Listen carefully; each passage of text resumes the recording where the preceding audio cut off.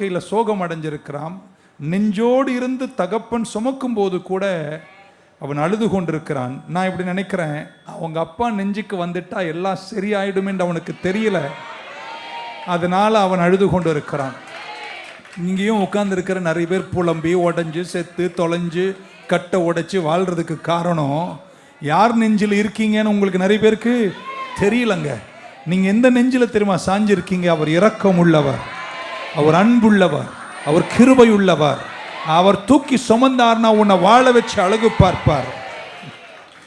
ஆமீன் சொல்ல மாட்டீங்களா?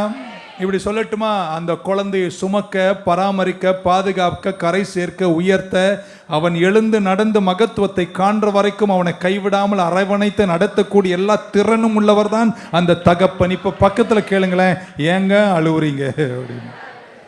அழுவணும், ஜெபிக்கணும், சில காரியங்களுக்காய் கதறணும். பட் நீங்க இருக்கிற